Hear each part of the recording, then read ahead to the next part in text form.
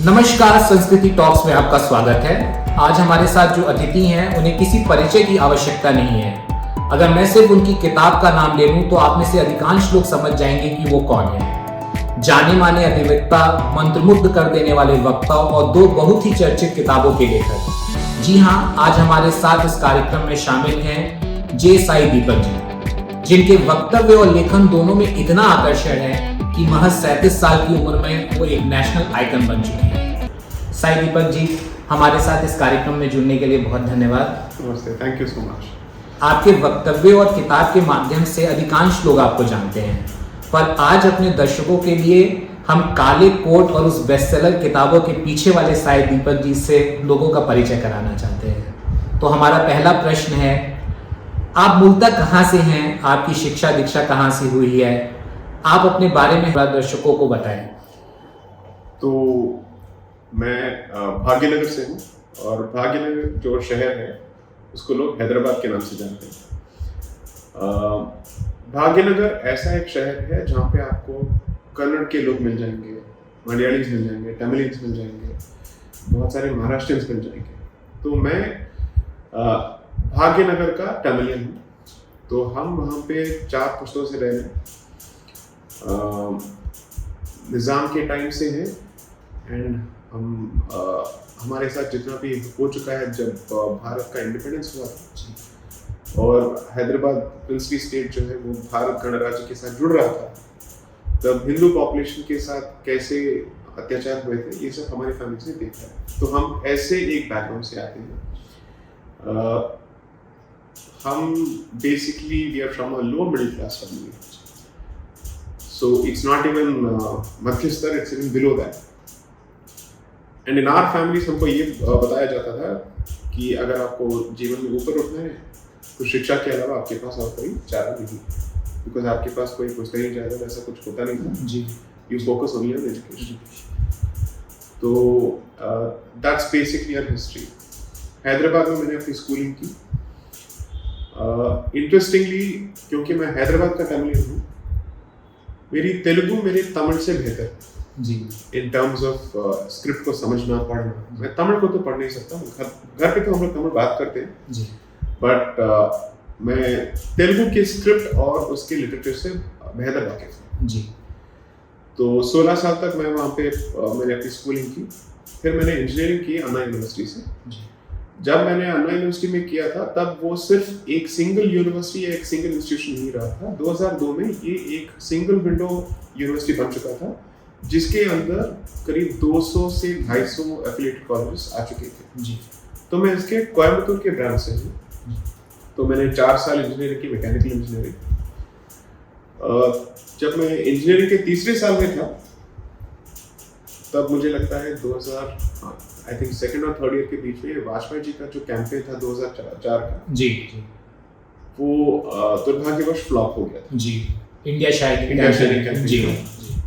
मेरी बहुत आशाएं थी कि वो वापस सत्ता में आएंगे, क्योंकि मेरे हिसाब से मोदी जी के पहले अगर हमारे जनरेशन में हमने एक प्रधानमंत्री को देखा है जिनके बारे में हमने अच्छा सोचा है तो सिर्फ 2 लोग थे, श्री पीवी नरसिम्हा राव एंड श्री अटल बिहारी वाजपेयी। देश को एक इकोनॉमिक जैसे उसकी गर्तों से अगर किसी ने बाहर उठाया है वो तो नरसिम्हा राव जी ने किया था, लेकिन उसके बाद इंफ्रास्ट्रक्चर पे जोर देना जैसे गोल्डन क्वाड्रिलेटरल बनाना जी, ये वाजपेयी जी के कालखंड में हुआ था। And he was such a fantastic orator जी। इनके पार्लियामेंट के जो रेजिग्नेशन के स्पीचेस थे वो मैंने घर से देखे थे when I was in school जी। So I have a fantastic memory of his let's say stint as a parliamentary. तो जब ये हुआ था तमिलनाडु में आपको कॉलेज के कैंपसेस में आपके पॉलिटिकल पोजीशंस की भुगतान करने पड़ते हैं और अगर आप ब्राह्मण हुए तो उसका ज़्यादा भुगतान देना पड़ता है, क्योंकि तमिलनाडु में ये आर्य द्रविड़ का जो डिवाइड है थोड़ा ज़्यादा है और इस डिवाइड का कोई साइंटिफिक बेसिस तो है नहीं, लेकिन तमिलनाडु का जो द्रविडियन पॉलिटिक्स है ऐसे ही बेबुनियाद फिलॉसफी या थियरीज भी बना है जी। और इसका जो ऑरिजिन है ये 1917 से शुरू होता है। जब रशियन रेवोल्यूशन चल रहा था उसके साथ ही तमिलनाडु में ये द्रविडियन सो कॉल्ड रेवोल्यूशन शुरू हो चुका था। और मैं आज भी मानता हूँ कि ये एक विश्व वृक्ष है, और मेरे हिसाब से ये कश्मीरी सेपरेटिज्म से भी बहुत ही प्रॉब्लम है। तो ऐसे एक माहौल में मुझे लगा कि आप दो चीज़ें कर सकते हैं, आप इंजीनियरिंग करके यहाँ से भाग जाइए, कैलिफोर्निया में चले जाइए, MS कीजिए या MBA कीजिए, या फिर अगर आप यहाँ पे रहते हैं तो ये जो कॉन्वर्सेशन हो रहा है पब्लिक लेवल पे और सोसाइटी लेवल पे, सामाजिक लेवल पे, अगर आपको इसका भाग बनना है तो इंजीनियर होते हुए तो पूरी तरह से इसका भाग इसलिए नहीं बन सकते क्योंकि आपके पास स्किल सेट नहीं है इन सब्जेक्ट्स में बोलने के लिए, ट्रेनिंग नहीं है। जी, राय तो सभी के पास होते हैं, लेकिन आपकी बात कौन सुनेगा और क्यों सुनेगा जब तक आपके पास उसके लिए कोई ट्रेनिंग ना हो। और उस टाइम पे सोशल मीडिया इतना एक्सप्लोर भी नहीं हुआ था जी, कि आप यूट्यूब पे कंटेंट रिलीज कर दो जी, या फिर इंस्टाग्राम पे कर रहे हैं। आज क्वालिफिकेशन होना हो सभी इन्फ्लुएंसर्स बन सकते हैं। जी, बिल्कुल। लेकिन हम उस जनरेशन से आते हैं जहाँ पे एक क्वालिफिकेशन होना बहुत जरूरी होता है। तजुर्बा होना चाहिए या क्वालिफिकेशन होना चाहिए, one of these two things. जब आप इंजीनियरिंग फैमिली से आते हैं तो आपके पास पॉलिटिक्स का या फिर पब्लिक लेट्स से लाइफ का कोई तजुर्बा होता नहीं है, तो आपका दिमाग क्या करता है, शिक्षा की ओर ही जाता है। आप अपने आप से पूछते हैं कि आपको सिविल सर्विसेज में जाना है या कोई और चीज़ करनी है। इंजीनियर्स बहुत सालों से या बहुत दशकों से सिविल सर्विसेज में तो भर्ती हो रहे हैं, लेकिन प्रॉब्लम उस सिस्टम का ये है कि एग्जामिनेशन तो आप क्रैक कर लेंगे, लेकिन उसके बाद वहाँ पे सर्वाइव करना एक अलग ही टैलेंट होता है। और ब्यूरोक्रेसी में सर्वाइव करने के लिए जो स्किल सेट्स चाहिए होते हैं वो तो मेरे पास नहीं है। मुझसे जी हुजूरी कहीं पे होती नहीं जी, तो मैं थोड़ा खुल के बात कर लेता हूँ, पोलाइटली बात करता हूँ, लेकिन मैं अपनी बात ठीक से रख देता हूँ कि हर जगह पे तो ये हो नहीं सकता है। तो उसी टाइम पे हुआ क्या था कि IIT खड़गपुर में मेरा एक पेपर प्रेजेंटेशन था। तो उस पेपर प्रेजेंटेशन के इनॉग्रल सेशन में तब के जो डायरेक्टर थे श्री शिशिर दुबे, ये मुरली मनोहर जोशी जी के दोस्त थे और वो डायरेक्टर थे ऑफ IIT खड़गपुर।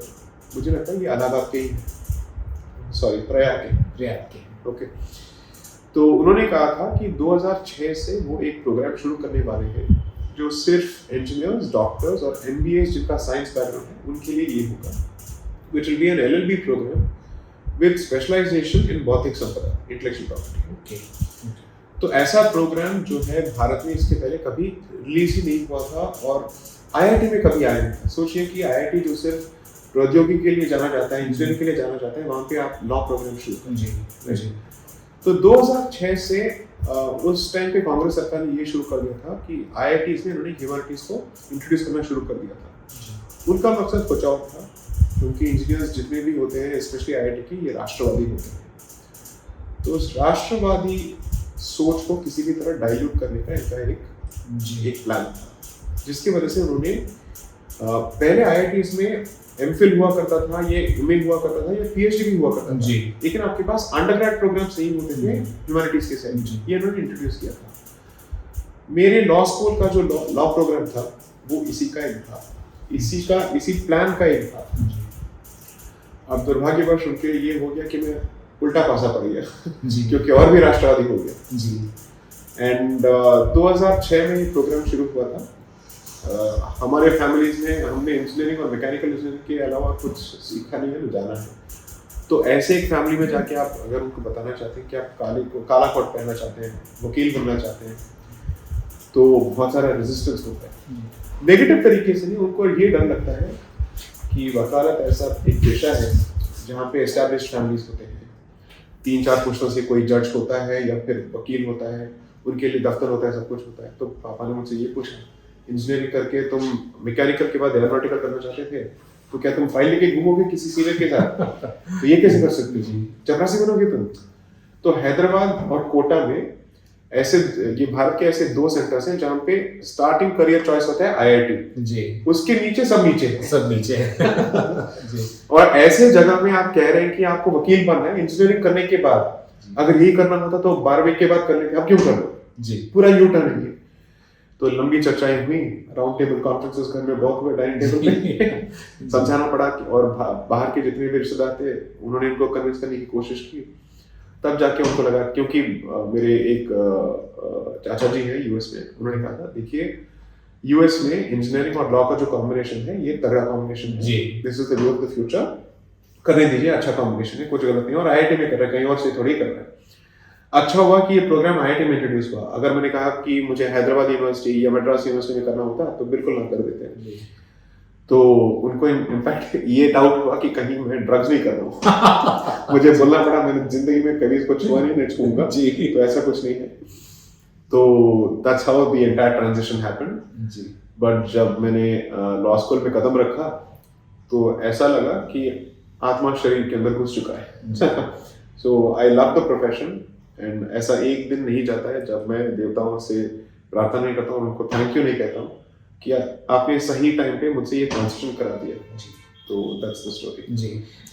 सही दीपक जी, वकालत शायद आपकी नियति थी, क्योंकि कुछ साल पहले जब मैं आपसे मिला था तो आपने एक बहुत ही मनोरंजक वाकया सुनाया था मुझे, जहाँ पे कुछ आप शायद टाइम से पहुंच नहीं पाने वाले थे जी। क्या थोड़े हमें दर्शकों को उस बारे में बताएंगे कि एग्जैक्टली हुआ क्या था?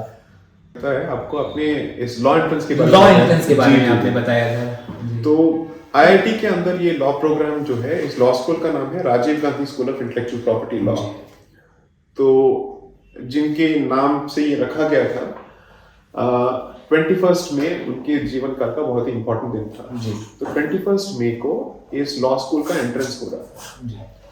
और ये जो एंट्रेंस उस टाइम पे जो था, मल्टीपल ब्रांचेस में नहीं हो रहे थे, क्योंकि ज्यादातर लोगों को इस प्रोग्राम के बारे में पता नहीं था। मुश्किल से 2000 या 3000 लोगों ने अप्लाई किया होगा। तो उन्होंने सारे एंट्रेंस को और उस एडमिशन प्रोसेस को आईआईटी खड़गपुर के अंदर ही रख दिया था जी। मेरा इंजीनियरिंग चल रहा था कोयम्बतूर में। उस टाइम पे कोयम्बतूर से अगर आपको कोलकाता जाना है, ट्रेन तो लेंगे जी। अगर वो नहीं है तो उस टाइम पे डेक्कन एयरवेज हुआ करता था जी जी। तो वही था।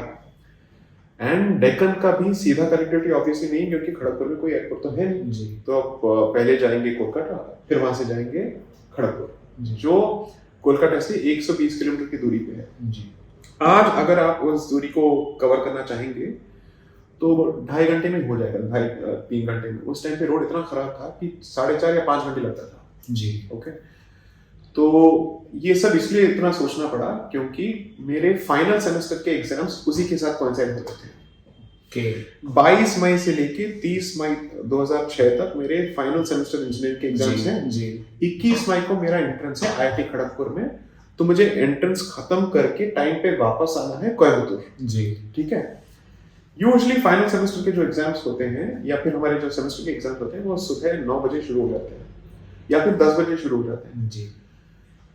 अगर मुझे टाइम पे फ्लाइट नहीं मिलता तो सुबह का जो एग्जाम है वो गया जी। तो पापा ने कहा था ये शेड्यूल ऐसा है कि तुम पालक पनीर के चक्कर में तुम रोटी को छोड़ दोगे। उन्होंने यही कहा था कि साइड डिश के चक्कर में आप रोटी को छोड़ दोगे जी। ऐसे कैसे हो सकता है, बिना बेसिक डिग्री के आप ये कैसे करेंगे? बिल्कुल। तो मुझे लगता है कि उस टाइम पे तारे जितने भी हैं जी एक साथ ठीक हो गए, क्योंकि एग्जाम का जो पूरा शेड्यूल था उस सेमेस्टर के लिए दोपहर का हो गया था। तो एज अपोज टू 10 o'clock तो हमारा पूरा जो एग्जाम का शेड्यूल था 1 बजे का हो गया था। तो मेरे पास सुबह का विंडो था जी। लेकिन फिर भी डेक्कन एयरवेज था जी। वो कभी टाइम पे नहीं पहुंचता था जी। तो अगर आपने डेक्कन एयरवेज ले लिया तो गारंटी कभी नहीं होती थी कि आप टाइम पे अपने डेस्टिनेशन पे पहुंच जाएंगे जी। तो जाते वक्त तो मैंने ट्रेन ले लिया था, एग्जाम सब कुछ ठीक हो गया। दोपहर तक 21 तारीख को सारा ये GD, personal interview, group discussion सब कुछ हो गया था। अब हम बंगाल में थे, अब का नहीं पता है लेकिन तब तो बंगाल का मतलब स्ट्राइक होता था जी। और रेलवे स्ट्राइक हो गया। तो हमारे पास खड़गपुर से कोलकाता वापस जाने के लिए ट्रेन नहीं थे जी। एंड खड़गपुर से कोलकाता के लिए अगर आप गाड़ी लेंगे तो 3,500 हो जाएगा, जो फ्लाइट का टिकट का वैल्यू जी। We are from middle class family, हम ये कैसे अफोर्ड करते? तो हमने 3-4 बच्चों से बात किया और हमने कहा साथ में चले जाते हैं। साथ में पहुंच गए, कोलकाता एयरपोर्ट चले गए, फ्लाइट डिले हो गया। जो डेक्कन एयरवेज का फ्लाइट शाम को शुरू होना था जी, देर रात को चला। एंड मेरा कनेक्टिंग फ्लाइट इसलिए था क्योंकि there was no direct flight to Coimbatore जी। So I have to take a flight from Kolkata to Chennai, फिर चेन्नई से कोयम्बतूर, और मुझे पहुंचना था 1 बजे के पहले जी। और मैंने ठीक से I didn't have any time to prepare. जो पहले पढ़ा था बस उतना ही था। फॉर्चुनेटली मुझे लगता है फर्स्ट पेपर था प्रोफेशनल एथिक्स, तो ये सब्जेक्टिव पेपर है, तो आप कुछ भी लिख सकते हैं उसमें। जी तो by the time I reached Chennai, it was 4 o'clock in the morning. The next flight was at 7 o'clock from Chennai to Coimbatore. Time पे आ गया, पूरी रात मेरे पापा सोए नहीं। इन्होंने कहा देखो तुम्हारा शनि शुरू हो गया है, please don't join this course. My mother से एक बार डिसीजन ले लिया तो पीछे नहीं हटना चाहिए, जो होगा देखा जाएगा। अब तो हो गया, टाइम पे आ गया, सब कुछ हो गया। तो जब ये सेमेस्टर के स्केड्यूल का ठीक से बैठ जाना, फ्लाइट मिलना, तो मुझे लगा ठीक है, लगता है कि रास्ता क्लियर हो जाएगा। So this was my entry into law, and with all this adventure, I must tell you that every day in this profession is an adventure. जी बिल्कुल। ऐसा एक दिन नहीं जाता है जब आपका दिमाग काम नहीं कर रहा है। जी बिल्कुल। और एक रेस्टलेस दिमाग के लिए इससे बेहतर पेशा तो हो नहीं सकता है। बहुत अच्छा जी। हमारा दूसरा प्रश्न आपसे है, आप फर्स्ट जनरेशन लॉयर हैं जी, आप क्या संदेश देना चाहते हैं उन लोगों को जिनका कोई बैकग्राउंड नहीं है, कोई पृष्ठभूमि नहीं है? एक कहा जाता है, बात कही जाती है कि फर्स्ट जनरेशन लॉयर्स को बहुत दिक्कतें फेस करनी पड़ती हैं, नेपोटिज्म का इशू होता है, they have a glass ceiling to break. Right. So आप क्या संदेश देना चाहते हैं फर्स्ट जनरेशन लॉयर्स को? नेपोटिज्म या वंशवाद, आप इसको जैसे भी कहें जी, ये एक रियलिटी ऑफ लाइफ है जी, और ये किसी एक पेशे तक सीमित नहीं जी है। बिल्कुल, ये हर पेशे में, बिल्कुल, डॉक्टर्स में मिलेंगे आपको, चार्टर्ड अकाउंटेंट्स में मिलेंगे, जी पॉलिटिक्स में तो मिलेगा, बिल्कुल मिलेगा। राइट। तो मैं वंशवाद को एक इतना बड़ा इशू नहीं मानता। जी, देखिए, वंशवाद अपने आप में बुरा नहीं होता है, जी, क्योंकि दशरथ के तो हुए राम, जी बिल्कुल, राइट। प्रश्न ये उठता है कि आपको जो अपॉर्चुनिटी दी जाती है और जिस पृष्ठभूमि के साथ आप आते हैं, क्या आप उसकी वैल्यू जानते हैं जी बिल्कुल, और आप उसके साथ जस्टिस कर पाते हैं कि नहीं? समझ लीजिए कि अगर इंदिरा गांधी ना होती जी, और वो बेहतर होती, आपको सिर्फ प्रॉब्लम होता? जी आई डोंट थिंक सो। बिल्कुल नहीं। तो आप साउथ के जितने भी मेजर फिल्म स्टार्स को देख लीजिए, जी ये बड़े फैमिली लेगेसी से आते हैं। बिल्कुल, वहां पे तो आज तक वंशवाद का इशू जी। नहीं हुआ है। और नॉर्थ के ऑडियंसेस जो आज बॉलीवुड के बारे में वंशवाद के सिलसिले में बात करते हैं, जी, इन्होंने कभी ये नहीं अपने आप से पूछा कि रामचरण तो चिरंजीवी का बेटा जी है, राइट? ये सवाल तो आज तक उठा नहीं। बिल्कुल, Prabhas also comes from a huge producer family, बिल्कुल, जी, right? All these people are there. Rajamani's father is an established director and writer, ji, right? जी, तो यहाँ पे वंशवाद का रोल कहाँ गया? जी, भारत जैसे एक सोसाइटी में जहाँ पे वर्ण व्यवस्था है, आज भी है, बिल्कुल, वंशवाद का सवाल उठाना मेरे हिसाब से बेवकूफी है। जी, ओके, क्वेश्चन इज आप अपने लेगेसी को वैल्यू करते हैं और आप उसको आगे ले जा सकते हैं या नहीं? जी, मेरे प्रोफेशन में वंशवाद तो है, जी, बट मैं ये भी कहूंगा दक्षिण से जो आया है उसके लिए दिल्ली से बेहतर कोर्ट नहीं मिलेगा। जी, यहाँ पे वंशवाद के साथ मेरिट का भी एक वाद है। जी, ओके, यहाँ पे दरवाजे बंद तब तक रहेंगे जब तक आप अपनी सीरियसनेस को नहीं एक्सप्रेस करेंगे। अगर आपने बता दिया कि मुझे यहीं पे रहना है, मुझे काम सीखना है और करना है, आप उस दरवाजे पे बार बार खटखटाइए और खुलेंगे दरवाजे, पक्का खुलेंगे। And I know this, see it's like this, जो भी यहाँ पे आते हैं वो सीधा दिल्ली हाई कोर्ट में तो प्रैक्टिस शुरू नहीं कर सकता है, बिल्कुल नहीं कर सकते। डिस्ट्रिक्ट कोर्ट में भी आपको जाना पड़ेगा। जी, तो इसका मतलब ये है कि ऐसे कोर्ट में जाना पड़ेगा जहाँ पे इंग्लिश फर्स्ट लैंग्वेज नहीं होता है, जी, राइट। जी, मैं ये बताता हूँ कि अगर आप साउथ में जाएंगे, आप पे ज्यादा दबाव होगा वहां के लोकल लैंग्वेज पे बात करने के लिए। जी, मुंबई, नॉट जस्ट साउथ, जी, even in Mumbai, in other places also. Delhi, because it is Delhi and because it's the capital, बहुत ही कॉस्मोपॉलिटन है। जी, यहाँ पे भी आपको रीजनल लॉबीज मिल जाएंगे, लैंग्वेज लॉबीज मिल जाएंगे, जाति के भी लॉबीज मिल जाएंगे, लेकिन यहाँ पे टैलेंट का अपना एक पोजीशन है। जी, एंड दिल्ली हाई कोर्ट का सबसे बड़ा स्ट्रेंथ ये है कि आपकी उम्र से आपके नॉलेज का अंदाजा नहीं लगाएंगे। जी, there is no ageism there. अगर कोई यंग है और अपनी फाइल को ठीक से जानता है और अपने आर्ग्यूमेंट को ठीक से रखता है तो उसको बढ़ावा मिलेगा।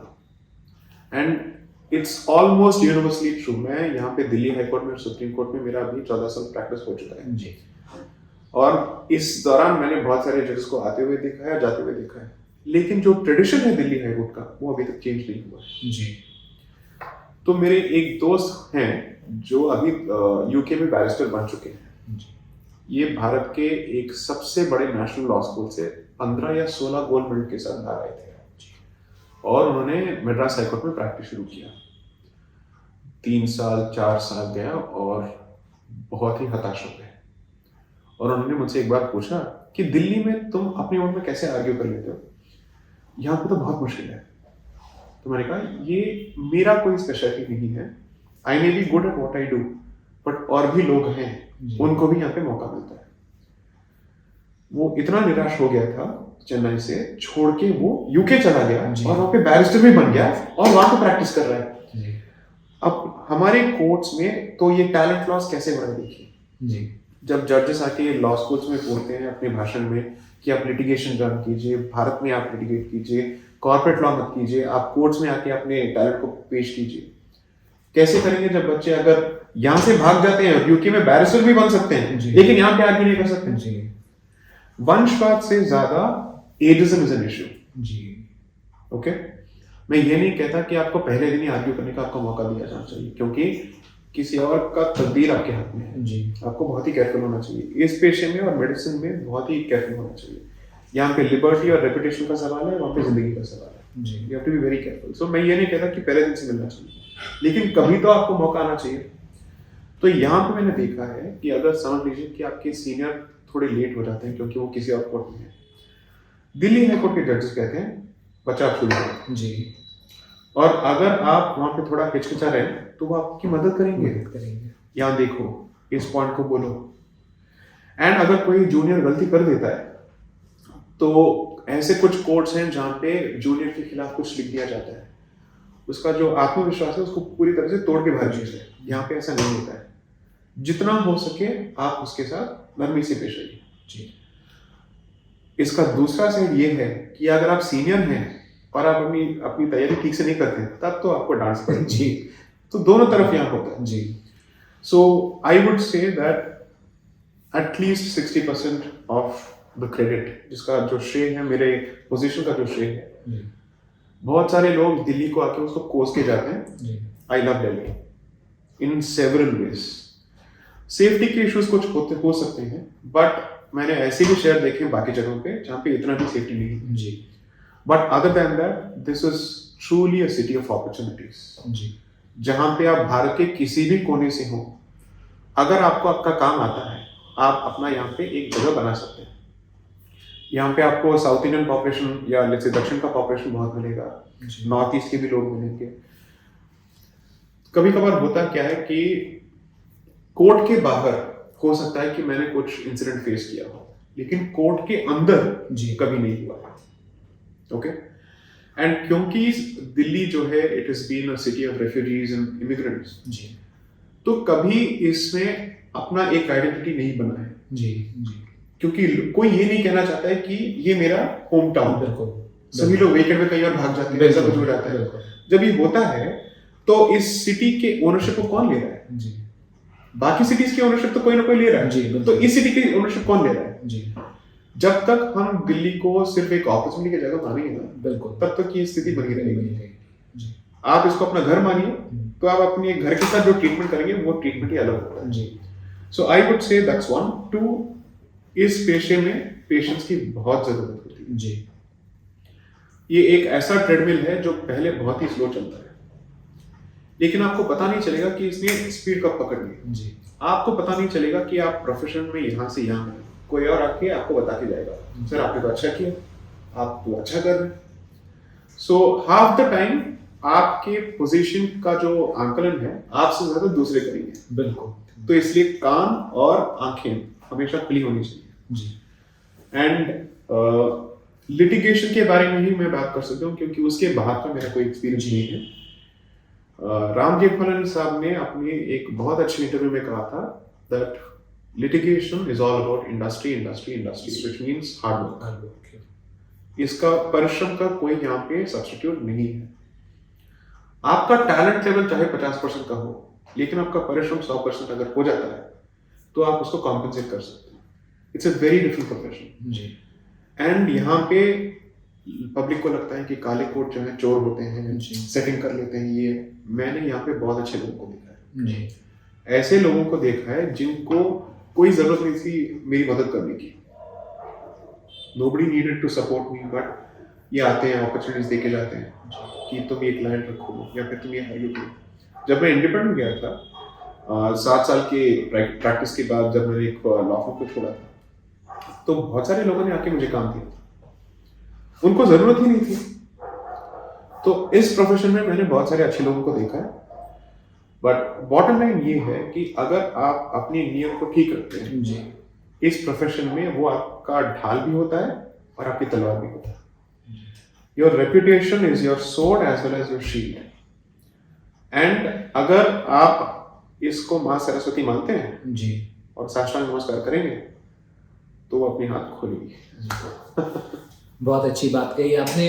सही दीपक जी, अब जो मैं आपसे पूछना चाहता हूँ, आपकी पहचान जो है वो एक अधिवक्ता के अलावा अब एक बहुत बड़े लेखक के रूप में भी हो चुकी है। आपने 2 बहुत ही चर्चित किताबें, India that is Bharat and India Bharat and Pakistan लिखी, जो बहुत ही महीनों से जब से प्रकाशित हुई है बेस्ट सेलर लिस्ट पे है। हम ये समझते हैं कि आप बहुत महत्वपूर्ण संवैधानिक केसेस से जुड़े रहे हैं, वकालत अच्छी चल रही होगी, फिर किताब लिखने की बात कहाँ से दिमाग में आई? जब आप एक केस लड़ते हैं, जी आपका जो आर्ग्यूमेंट होता है सिर्फ उस केस तक सीमित हो जाता है। जब आप 10 केसेस करते हैं और उसमें से एक पैटर्न उभरता है, उसको जनता के सामने रखना बहुत ही इंपॉर्टेंट हो जाता है जी कि कुछ तो तनाव है संविधान और सभ्यता के बीच में और भारतीय संस्कृति के बीच में, जिसकी वजह से भारतीय संस्कृति के संबंधित जितने भी केसेस हैं हमेशा कोर्ट के सामने चले जाते हैं जी और उसके नतीजे जो है संस्कृति के फेवर में तो नहीं आते हैं। जी ओके, तो कुछ तो तनाव है। तो 2019 से लेके इनफैक्ट 2018 से 19 तक बहुत सारे ऐसे संवैधानिक केसेस में मेरा जुड़ाव था और आज भी है, जहां पे इस तनाव को बहुत ही नजदीक से मैंने देखा है और इस तनाव के साथ मैंने जूझा भी है कोर्ट में अपने बहस के दौरान। सीए के जब प्रोटेस्ट चल रहे थे, ये सिटीजनशिप अमेंडमेंट एक्ट के, मैंने वीडियोस निकाले इसको एक्सप्लेन करते हुए कि इसको ऐसे तोड़ मरोड़ के लोगों के सामने क्यों पेश किया जा रहा है भड़काने के लिए। ऐसा नहीं है कि भारत में ऐसा कोई वर्ग है जो जिसके हाथ से सिटीजनशिप निकल जाएगा। यहाँ पे किसी और को सिटीजनशिप देने की बात हो रही है, किसी से लेने की बात नहीं हो रही है। तब भारत में बैठा हुआ, सॉरी यूएस में बैठा हुआ एक भारतीय छात्र जो वहां पे मास्टर्स कर रहा था, वो हिंदू था जी। उसने, जब मैंने ट्विटर में अपनी ट्वीट में इंडिया का रेफरेंस दिया था भारत के नाते, उसने कहा आप भारत कैसे कह सकते हैं, क्योंकि भारत आप कहेंगे तो ये सेक्युलर नहीं है। भारत का इस्तेमाल इंडिया के बजाय भगवाकरण को दर्शाता है। तो मैंने कहा आपने आर्टिकल 1 पढ़ा है संविधान का? तो मैंने निकाल के उसको चेप दिया, ये है आर्टिकल 1। उसने अपने ट्वीट को डिलीट कर दिया, मुझे ब्लॉक भी कर दिया। जी ठीक है। तो ये लोगों के जहन में ये चीज है कि भारत आप कहेंगे तो आप हिंदुत्ववादी हैं। जी। भारत कहना हिंदुत्ववादी नहीं है, ये इस संस्कृति की पहचान है भाई। आप कुछ भी कहें, आप हिंदुत्ववादी हो या ना हो, इसको तो आप नकार नहीं सकते। जी। तो इस पे मुझे लगा कि एक पुस्तक लिखना जरूरी है। मैं बहुत दिनों से एक पुस्तक लिखना चाहता था, लेकिन इतना बिजी हूँ प्रैक्टिस में, तो मुझे लगा कि टाइम कहाँ से निकलेगा। आर्टिकल्स तो लिखना मैं करता था, लेकिन आर्टिकल्स लिखना और पुस्तक लिखना दो अलग चीजें होती हैं। एक है कि आप 100 मीटर के रेस के लिए तैयार हो रहे हैं, दूसरा है एक मैराथन के लिए तैयार हो रहे हैं। दोनों अलग लेवल की ट्रेनिंग्स होते हैं। पैंडेमिक के दौरान ये हुआ कि सारे हियरिंग्स वर्चुअल हो गए थे, ऑनलाइन चल रहा था, तो कोर्ट आने जाने का जो टाइम है वो बच गया जी। और आपका हियरिंग एक बार हो गया तो आप अपने काम पे लग सकते हैं फिर से। तब मैंने 2 चीजें की। सबसे पहले मैंने अपना वजन घटाया फिर उसके बाद मैंने सोचा कि मुझे एक पुस्तक लिखना है इस इश्यू पे। लेकिन उसके पहले मैंने 37 आर्टिकल्स लिखे the Sunday garden, Sunday garden में, इनफैक्ट सॉरी डेली गार्डन में, डेली गार्डन। एंड उसको मैंने एक ट्रेनिंग ग्राउंड के तौर पे इस्तेमाल किया, देखने के लिए कि रीडर्स इसको कैसे रिसीव करते हैं। एंड जब मैंने देखा कि इसकी रिसेप्शन बहुत अच्छी निकली, मैंने सोचा कि अभी मुझे एक पुस्तक लिखना चाहिए, लेकिन उसके लिए मुझे एक फ्रेमवर्क की जरूरत थी। तो एक प्रोफेसर है, Hindu American professor doctor Indumati Vishwanathan, जिन्होंने मुझसे कहा था, मेरा एक लेक्चर हो रहा था यूएस इंडियंस के लिए, अमेरिकन इंडियंस के लिए। मैंने एक लेक्चर किया था 14 अप्रैल 2020 में जी। डॉक्टर अंबेडकर की एनिवर्सरी के ओकेजन पे। तब उन्होंने कहा कि आप जो काम कर रहे हैं हाई कोर्ट में और सुप्रीम कोर्ट में, ये बहुत ही अलग है। मैं आपको और थोड़ा लिटरेचर इसमें पढ़वाना चाहती हूँ, ये आपके काम को और आगे ले जाएगा। एंड जब मैंने उनसे कहा था कि मैं एक पुस्तक लिख रहा हूँ, तो उन्होंने कहा तब तो आप इस लिटरेचर को पक्का पढ़िए, क्योंकि ये आपके पुस्तक के काम आएगा। तो तब जाके मुझे एक फ्रेमवर्क मिल गया। देखिए, ये हो सकता है कि मैं अपनी पुस्तक में 10 या 15 ऐसे तथ्य रखूं जिसकी वजह से आपकी सोच थोड़ी बहुत बदल जाए जी। लेकिन तथ्य से ज्यादा इंपॉर्टेंट होता है चश्मा जी। विच इज नजरिया, देखने का अंदाज। अगर वही बदल जाए then your entire way of looking is changed. जी। उस चश्मे को पहनने से पहले आप फैक्ट को एक नजर से देखेंगे, पहनने के बाद कहेंगे ओ ये तो अलग ही है। जी। तो उस फ्रेमवर्क की जरूरत थी। जब मेरे हाथ में ये फ्रेमवर्क लगा तब मुझे समझ में आ गया कि मैं अभी तैयार हूं। तो तब मैंने ये लिखा क्योंकि मैं कोर्ट के बाहर लोगों के साथ इंटरेक्ट करना चाहता था इन्हीं मुद्दों पे, ताकि उनको समझ में आए कि जो भी कोर्ट में हो रहा है इसका सीधा असर आपकी जिंदगी पे होगा। जी। आपकी जीवन प्रणाली पे, आपके मंदिर की पद्धति पे, हर चीज पे ये हस्तक्षेप अभी होना शुरू होगा। तो that was the decision. Fortunately मेरे पास एक अच्छा रिसर्च टीम है, क्योंकि अकेले तो इतने प्रैक्टिस के साथ में ये कर नहीं सकता। तो मेरे लिटिगेशन के प्रैक्टिस के जूनियर्स अलग हैं और मेरे पुस्तक और संस्कृति के जितने भी काम होते हैं उसके लिए अलग टीम है। तो 2 लोग हैं, miss Shakti Sharma ji, the other is Vanya Agarwal. इन दोनों ने बहुत अच्छा काम किया था। एंड मेरी एक सेपरेट एडिटर भी है जो मेरे लिए काम करती है जी, जो डॉक्टर थी अभी वो वकील बन गई है। इंटरेस्टिंग। तो मिस साई प्रिया, तो ये जो है ये एडिटिंग करती है जी। तो इस टीम की वजह से मैं अपने काम पे भी फोकस कर सकता था और इसके साथ ये भी बैलेंस हो रहा था जी। ऑफ कोर्स इस दौरान फैमिली को जितना टाइम देना चाहिए था वो थोड़ा कम हो गया, but at the end of the day उनको भी समझ में आ गया कि इस काम का जो पैमाना है ये बड़ा है और थोड़ा सैक्रिफाइस तो करना पड़ेगा जी। एंड रिजल्ट ये है कि इतने सारे लोग इसको पढ़ रहे हैं। मुझे लगता है कि दोनों पुस्तकें मिला के आज 1,75,000 बुक्स तो बिक चुके हैं दोनों का मिला के, which is a very big number। और ये सब्जेक्ट भी ड्राई है जी, सीरियस है जी। और ऐसे एक सब्जेक्ट पे अगर 1,75,000 बुक्स बिकते हैं जी, तो 2 चीजें हैं कि ऑडियंस ऐसे कंटेंट के लिए वेट कर रही थी जी। बिल्कुल। एक ऑलरेडी इसमें इंटरेस्ट था जी, तो डिमांड तो था, क्वेश्चन था सप्लाई को पूरा करना, तो वो मुझे लगता है अभी हुआ है। बेस्ट पार्ट इस इसी दौरान विक्रम संपत जैसे बड़े बड़े इतिहासकार भी लिख रहे हैं जी, तो मुझे लगता है कि एक हवा चल रही है जी, और इसका पूरा फायदा उठाना चाहिए ताकि लोगों को अपनी संस्कृति के बारे में बेहतर पता चले। बिल्कुल। और जो हमारे अंदर जो दास्ता की जो मानसिकता है जी, उसको निकाल फेंकना है जी, तो काम इसी तरफ है। साईं दीपक जी, जो आपकी पहली किताब है इंडिया दैट इज भारत, उसका तो हिंदी अनुवाद भी हो चुका है और भाषाओं में भी अनुवाद हो सकता है। दूसरी किताब जो है इंडिया भारत एंड पाकिस्तान, वो भी केवल अंग्रेजी में उपलब्ध है जी। तो आप हमारे हिंदी भाषी दर्शकों के लिए थोड़ा सा बताएं कि जो दूसरी किताब है, पहले ये ट्रायलॉजी थी, अब जैसा कि मुझे पता है ये शायद 4 भागों में आएगी, 2 किताबें और आएंगी जी। तो इंडिया भारत एंड पाकिस्तान के बारे में अगर आप हमारे दर्शकों को थोड़ा बताएं। जी जी। तो पहले तो मैं सिर्फ एक पुस्तक लिखने वाला था जी। जब मैंने एक लिखना शुरू किया, जब मैंने उसका 60% खत्म किया जी, मुझे समझ में आ गया ये तो एक में खत्म नहीं होना है, तो वो त्रयी बन गई जी। जब मैं दूसरा लिख रहा था तब मुझे समझ में आया था ये 3 में खत्म नहीं होना है, अब 4 बन गया। अब होपफुली ये पंचतंत्र नहीं बनेगा तो ये 4 में रुक जाएगा जी। तो पहला बुक जो है ये समझने की कोशिश करता है कि जो उपनिवेशवाद है जी, उसकी पीछे की जो मानसिकता है उपनिवेशिकता जी, उसका हमारे संविधान के साथ क्या लेना देना है। सिंपल अगर लैंग्वेज में कहूँ, सरल भाषा में कहूँ, तो कभी कभार हम अपने डिस्कशन में या कॉन्वर्सेशंस में कहते हैं अंग्रेज चले गए लेकिन बुरे साहब को छोड़ के चले गए जी। तो ये बुरा साहिब कौन है जी, ये बना कैसे जी, इसको ब्रेन वॉश किसने किया, क्या हमारे एजुकेशन सिस्टम ने किया? जी। तो फिर हमारी जो शिक्षा प्रणाली है, इसको इंट्रोड्यूस किसने किया? गुरुकुल गए, उसके बाद कॉन्वेंट स्कूल्स आ गए। तो इसका हमारे सोचने के तरीके पे कोई असर हुआ है कि नहीं, और क्या कोई चाहता था कि ऐसा असर हो? तो ये सवाल मैंने पहले पुस्तक में शुरू किया।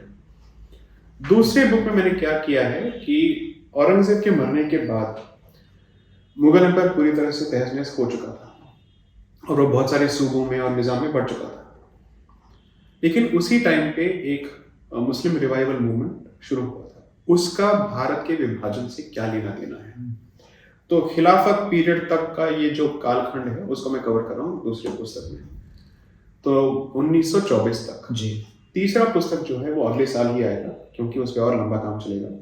तो वो 1925 से लेके 46 तक, डायरेक्ट एक्शन डे के राइट्स तक, जी। which is 16th August 1946।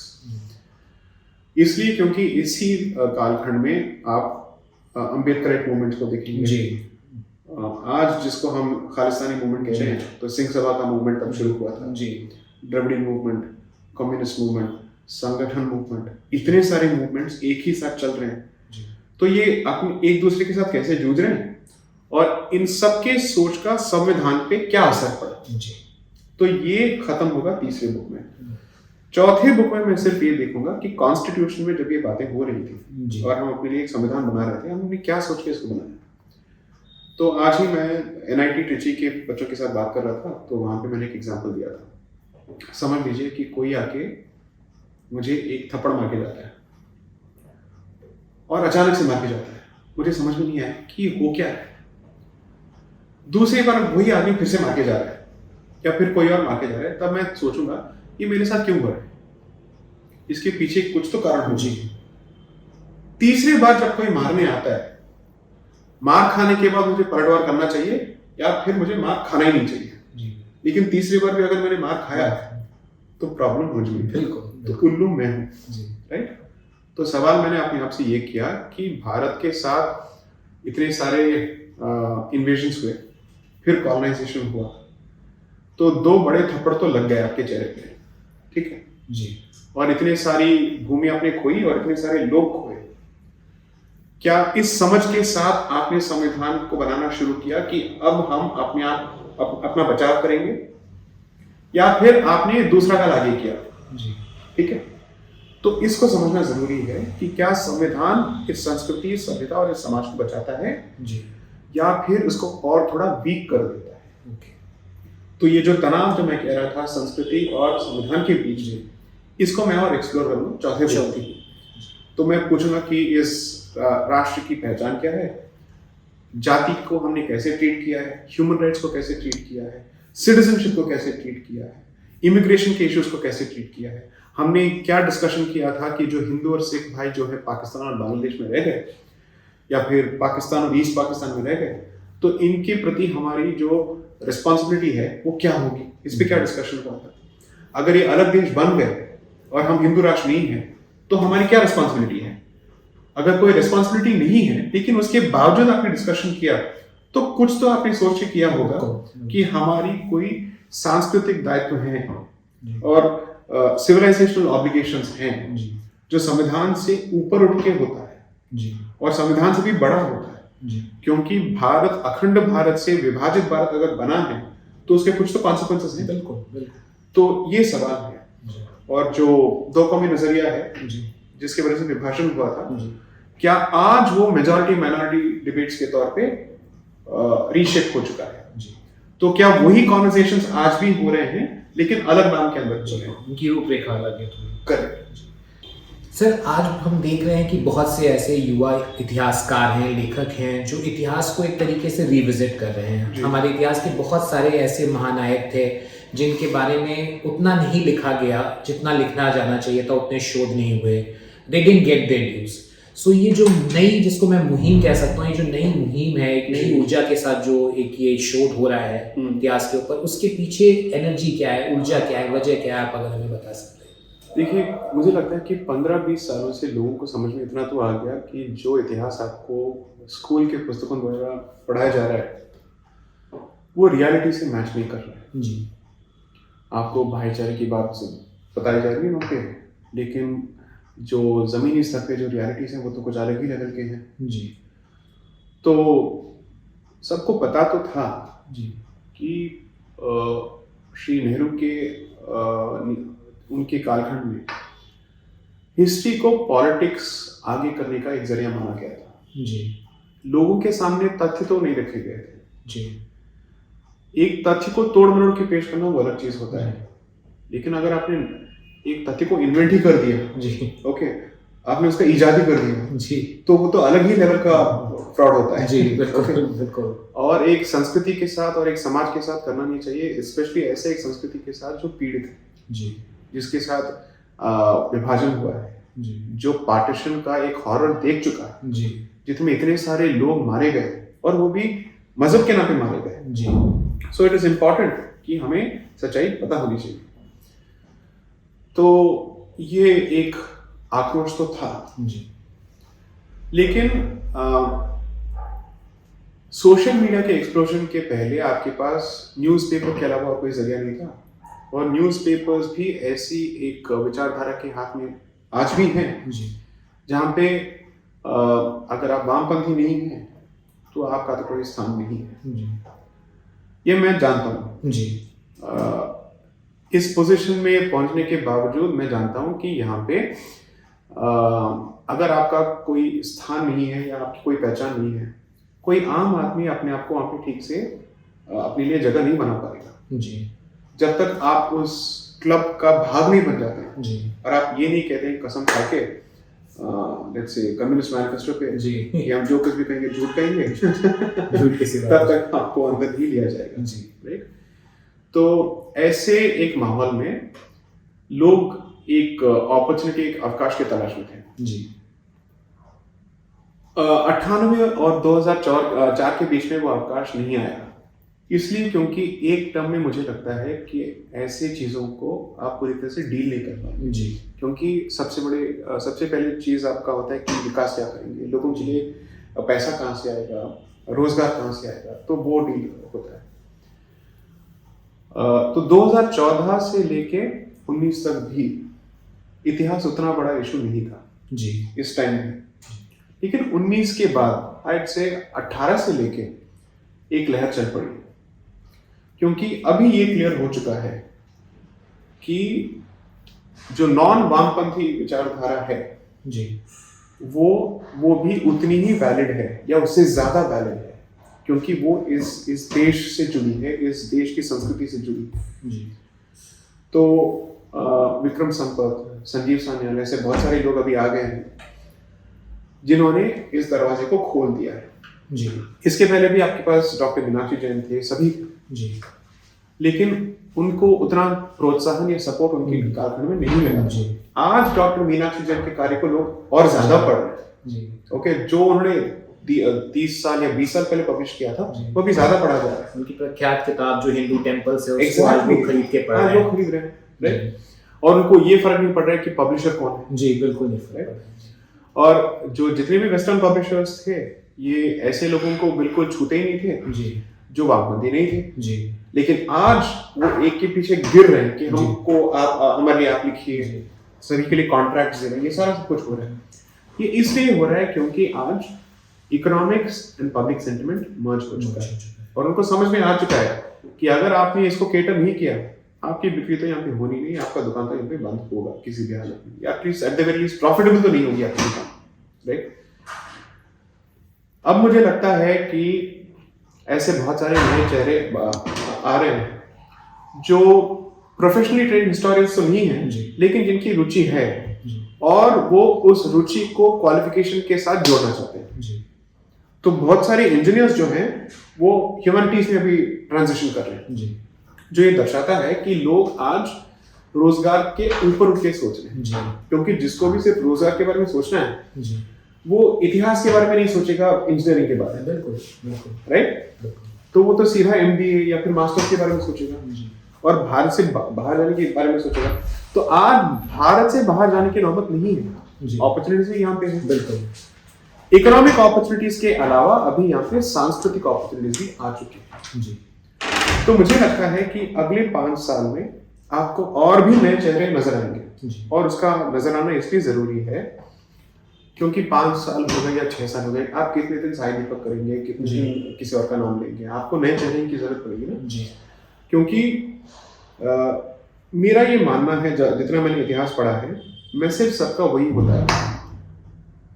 Trick ये होता है कि आप उसी मैसेज को उस कालखंड में उस जनरेशन के लिए कैसे पैकेज करें। भगवान कृष्ण और आदिशंकर के लेट्स से कॉन्वर्सेशंस में उतने, अगर कोई डीपली पढ़ता है आपको उतना फर्क तो नजर नहीं आएगा, लेकिन वो एक संदर्भ में कह रहे हैं, ये दूसरे संदर्भ में कह रहे हैं, कालखंड अलग है, चुनौतियां अलग है, मैसेज तो वही रहेगा। ओके, उसको देखने का जो नजरिया है, उसको प्रेजेंट करने का जो तरीका है, जो उस सिचुएशन को डील कर सकता है, that is the way it changes. So I think we will need more people in the realm of foreign affairs, international relations, strategic affairs. इसमें क्वालिफाइड लोगों की जरूरत है और होगी, और लोग आएंगे भी।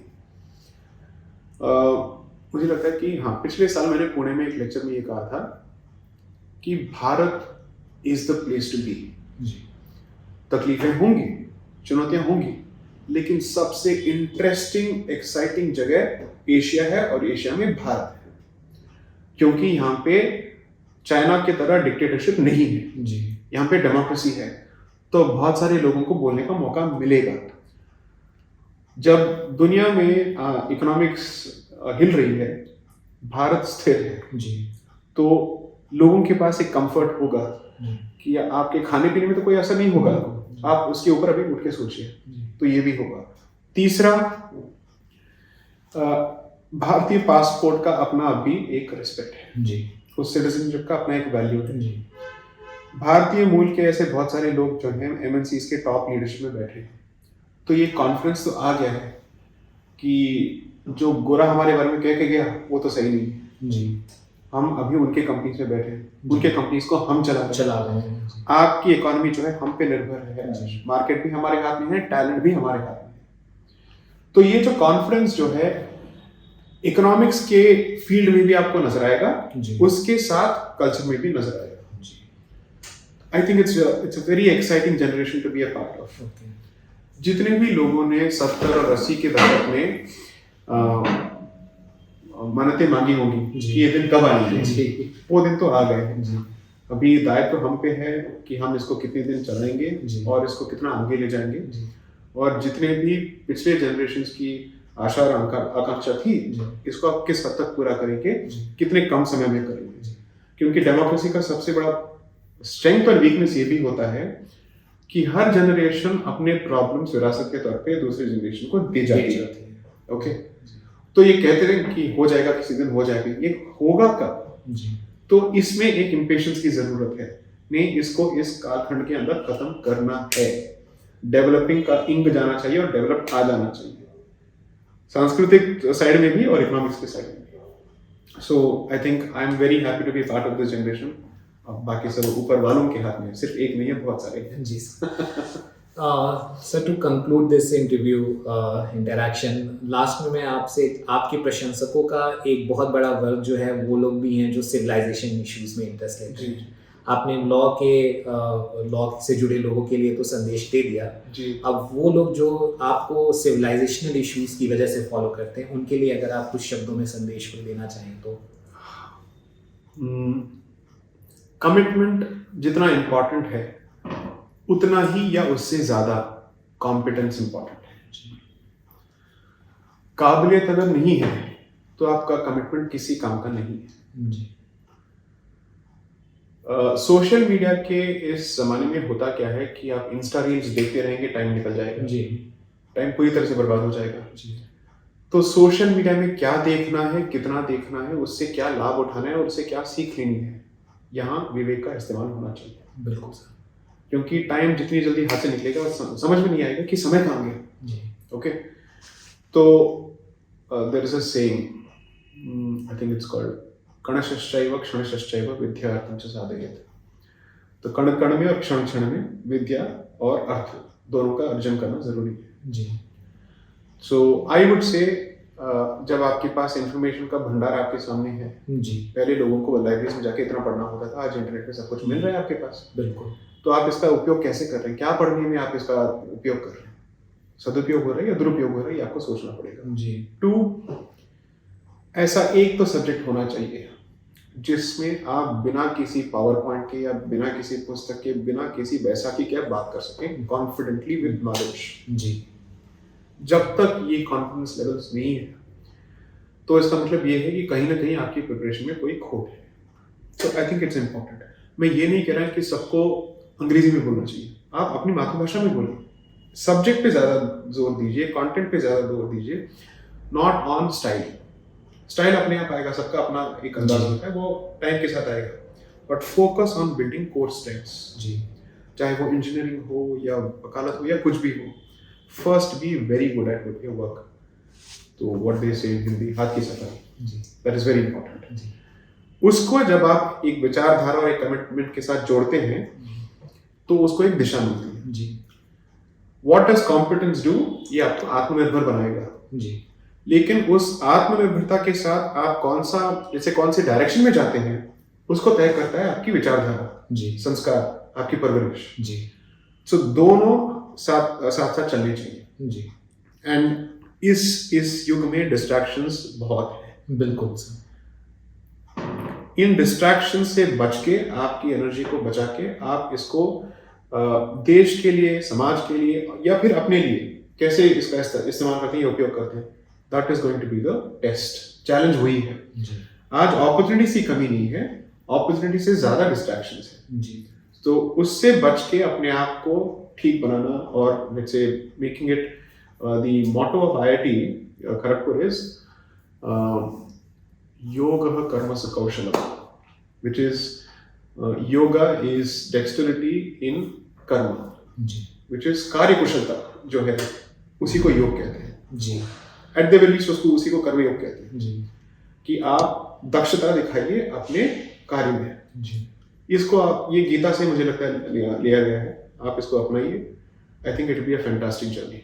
It's a great time to be in Bharat, don't lose this opportunity. धन्यवाद सर, आपने अपना बहुत ही बहुमूल्य समय हमें दिया और संस्कृति टॉक्स में हमारे साथ जुड़े। आपका बहुत बहुत धन्यवाद। धन्यवाद, thank you for this opportunity.